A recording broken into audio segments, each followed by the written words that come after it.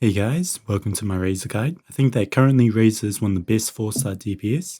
He's extremely fun to play, with one of the coolest looking elemental bursts in the game, reminiscent of a stand from the JoJo anime. With this burst, he can output tons of damage, not only increasing the damage per hit, but also his overall attack speed, and is one of the reasons he is currently one of my favorite characters to play. And with that, let's move on to the guide. There are many good weapons for Razor, however, a few definitely stand out. First, and in my opinion the best for Razor, is the Wolf's Gravestone. Provides a huge amount of attack, with the passive further increasing your attack when the enemy's HP is below 30%. However, it is a 5-star weapon, so it is quite hard to obtain and refine, but if you do have it, it is definitely worth it. Another viable weapon for Razor, Prototype Archaic, offering a good amount of attack with a decent passive that does AoE damage around the character. This is one of the 2 blacksmith weapons you can forge and can be somewhat difficult to refine depending on how lucky you get with weekly boss drop. The other weapon is the Snow Tomb Star Silver. This has a nice physical damage bonus. It also has a decent passive that sends an ice cooldown,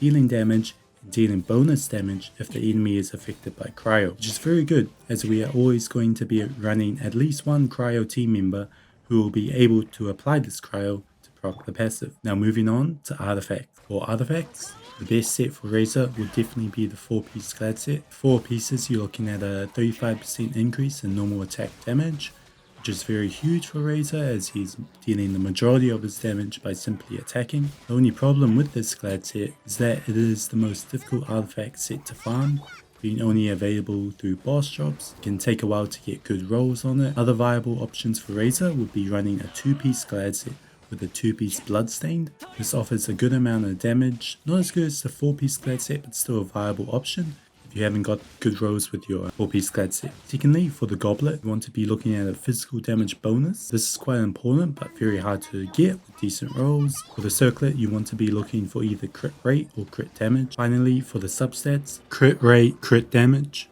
then attack, and finally energy recharge if you didn't manage to get the other previous 2 substats. Now let's take a quick look at talents and constellations. For talents, the priority is attack, then is burst, and finally elemental skill. In terms of constellations, Razor is not that dependent on constellations, and you definitely don't need any to do a massive amount of damage.